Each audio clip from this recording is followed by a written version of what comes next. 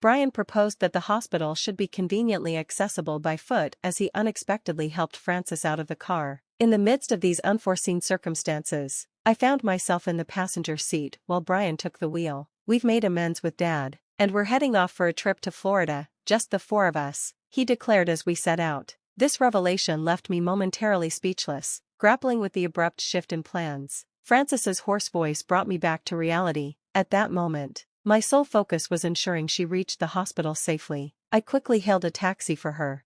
Inside, a flame of bitterness flared up towards Brian and his mother for their apparent disregard for our family. I silently vowed to find a way to settle the score for their actions. "I'm Lauren, a 40-year-old woman married to Brian, who is 42 and works in an office. Our daughter, Frances, 11, prefers the solace of her books during quiet moments. My job limits my social life, as I have always prioritized my career over socializing. However, at 31, I attended a matchmaking event with a friend where I met Brian. He spoke of his dedication to work, which had led him to miss out on personal opportunities. We felt an instant connection, quickly began dating, and eventually married, welcoming Frances into our lives.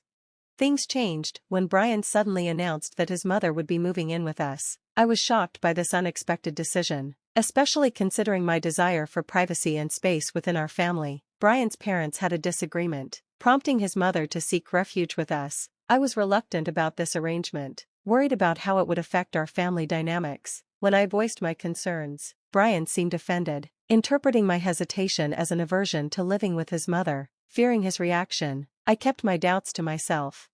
Amid the turmoil of these family dynamics, I found myself facing the challenge of keeping peace in our home while managing the unexpected arrival of Brian's mother and the unfolding events that tested our family's strength. Brian asserted that I shouldn't argue, confidently instructing me to prepare a room for his mother. Our living situation, however, was complicated. As tenants, adding another person to our lease required the landlord's approval, a process I needed to navigate since I received housing benefits through my job. Additionally, our apartment had only 3 bedrooms, one for Frances, one for us, and no extra space.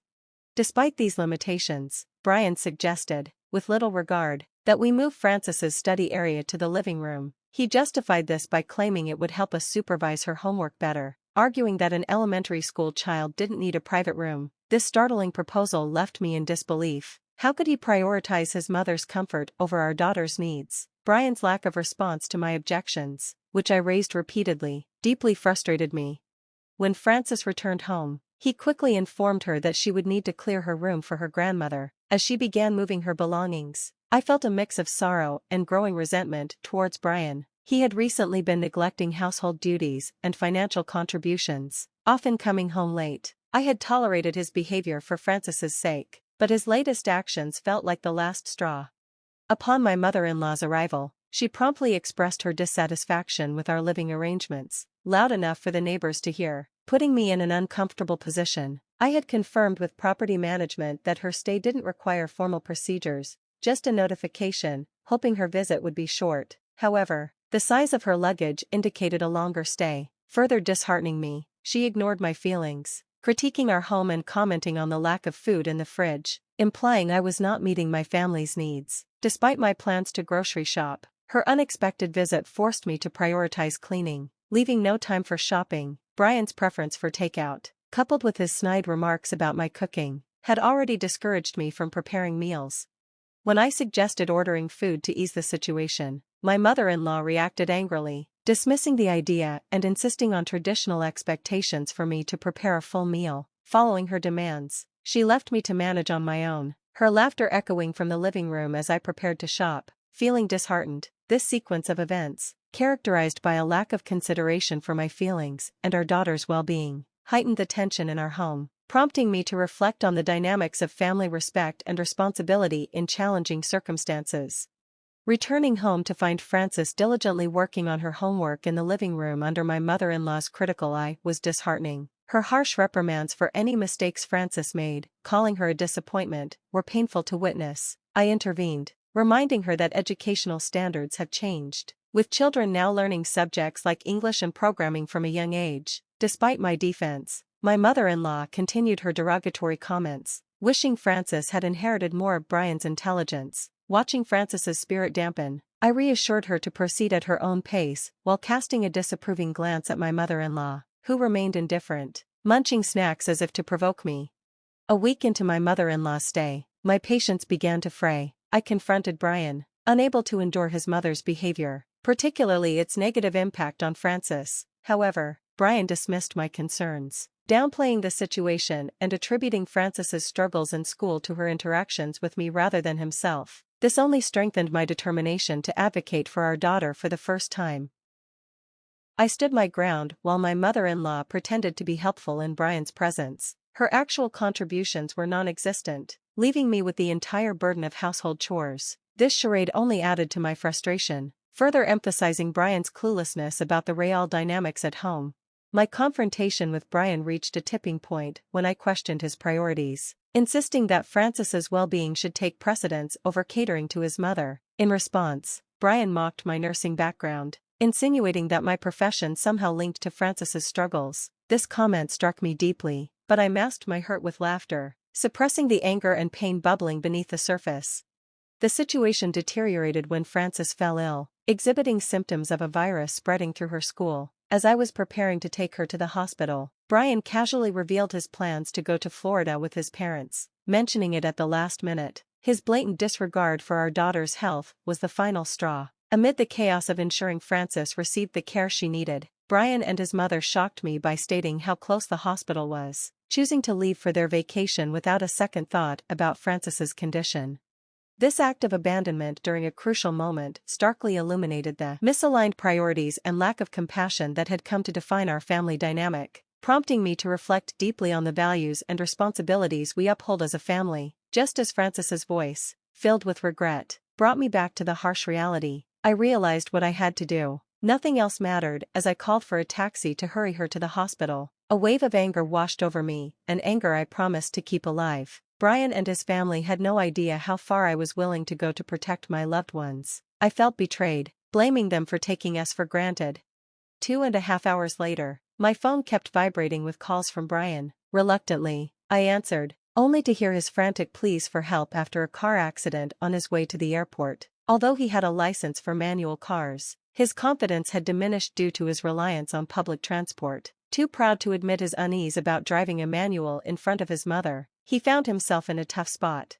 While our insurance covered both of us, the accident was his responsibility since he had taken the car without my permission. He tried to shift the blame onto the vehicle, complaining that it was hard to drive and inefficient, but I wouldn't have it. I reminded him that he knew it was a manual and had opted to take it anyway. The fault rested with him, not the car, and I made it clear he was liable for the repair costs for both the car and any damages, like hitting a guardrail. Upon our arrival at the hospital, my focus remained solely on Frances, who required additional tests. The situation was more serious than the flu making its rounds, and I couldn't afford to let Brian's selfish demands distract me, so I ignored his constant calls. A message notification caught my eye. Initially, I feared that Brian's parents were siding with him. However, while his mother sent frantic messages, his father simply asked about the situation. Curious, I chose to respond only to his father, leading to an unexpected revelation. Brian's dad was unaware of any trip to Florida, having spent the day with friends. His wife's frantic messages regarding the accident initially seemed like a plea for attention until he realized the seriousness of the matter. When Brian reached out, puzzled by my selective responses, I explained the full situation. His reaction to learning about his mother's stay with us and the fabricated story of a family trip to Florida unveiled a complex family dynamic filled with misunderstandings and disconnects. My conversation with Brian's father revealed a reality marked by separation, miscommunication, and the unintended consequences of actions driven by pride and negligence. As we navigated these revelations, my unwavering focus remained on Frances's health, underscoring the crucial importance of family and the lengths one must go to protect and support loved ones amid chaos. In a voice more somber than I had ever heard from him, Brian uttered the word unforgivable, sending a shiver down my spine. About half an hour after our call ended, a doctor summoned me to discuss Frances's diagnosis. She was suffering from acute gastroenteritis and needed to be admitted to the hospital for treatment. A wave of relief washed over me, mixed with guilt for the stress Frances had endured. Fortunately, a private room was available, providing her with a quiet space to recover.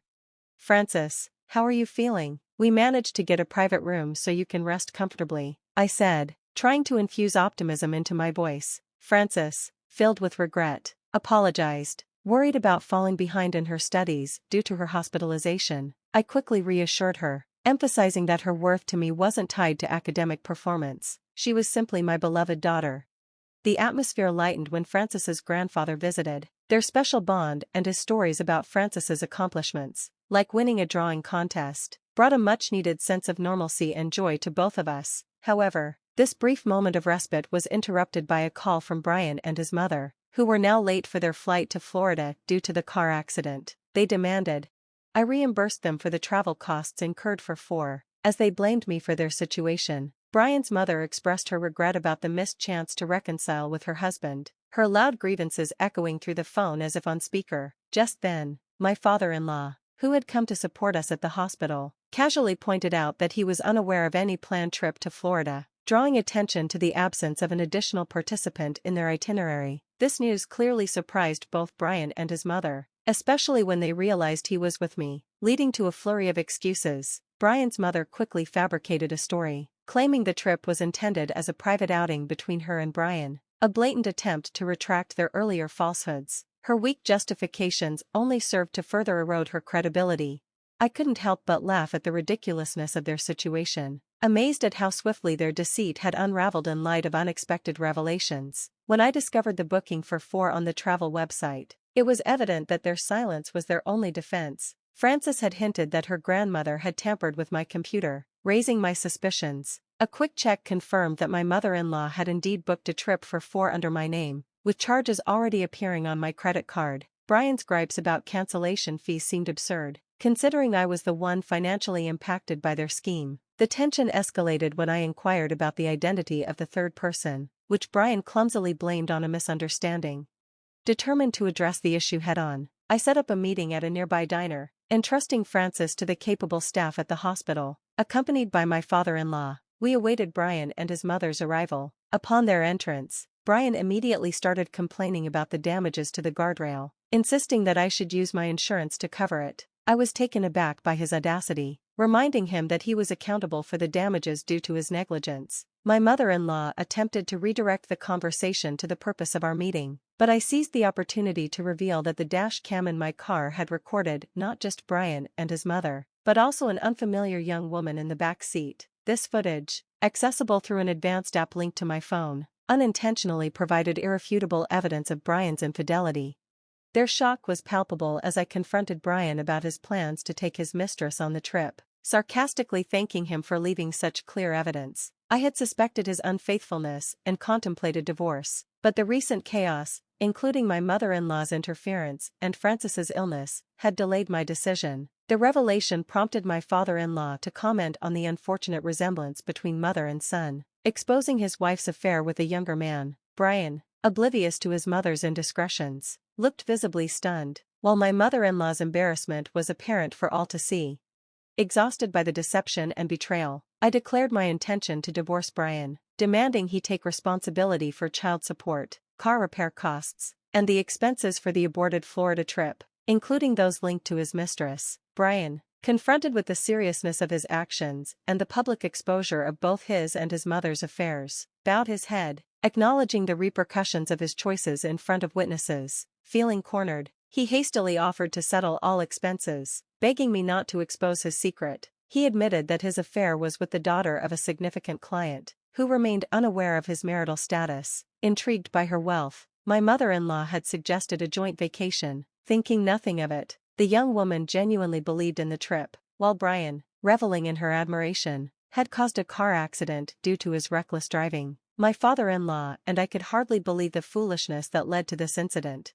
Brian promised he would handle the situation with his mistress independently, fearing the fallout at work if it became known that he had misled the client's daughter. He implored me for discretion, claiming his previous support during our marriage deserved some leniency. I agreed but made it clear that he needed to adhere to my terms, emphasizing there would be no future forgiveness. After our divorce, I secured a fair settlement for child support. However, the drama didn't end there. Later, Brian reached out to me in a panic, concerned that the president of his client's company was demanding an apology from me, mistakenly believing I had exposed the affair. This situation led me to reflect on my past choices.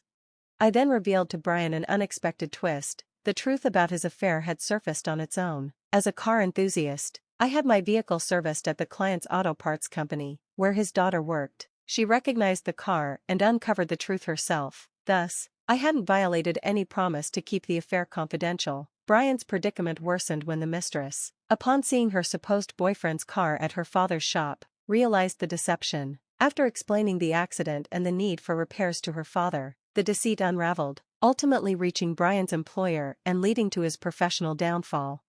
Confronted with the loss of his job, home, and reputation, Brian mourned his fate, a direct consequence of his choices. I firmly ended the call, ensuring I blocked his number this time, and resolved to move on from the entire ordeal. As for Brian, his career and personal life spiraled downward. He was terminated due to the scandal and financial misconduct, and burdened with debts from the settlement. He had no choice but to resign. His mother, now dependent on him and unable to work due to her age, found herself in a dire situation, forced to share a modest, low-cost apartment. The divorce had left them without any division of property, plunging them into financial hardship. Brian's extravagant tastes, despite their dire circumstances, led to severe arguments and even police involvement. His mother had to take on part-time work, a harsh reality for them, but given their past actions, there was little sympathy from others. In contrast, life for Francis and me continued smoothly. As the primary provider, our lifestyle remained stable and secure. Francis's artistic talents blossomed, and her grades improved, particularly in art. She expressed an interest in pursuing a creative career, a path I wholeheartedly supported, understanding the challenges it might entail. Francis's recent achievement of winning first place in an art contest only reaffirmed her talent. Despite the divorce, she maintained a warm relationship with her grandfather, visiting him regularly and preserving the family bond. I was grateful for my former father-in-law's support and hoped for his continued well-being. Now it's just Francis and me, forging ahead with our lives, unburdened by the past and looking forward to a future filled with promise and the freedom to chase our dreams. Thank you for watching. I hope to see you again in the next video. Stay amazed.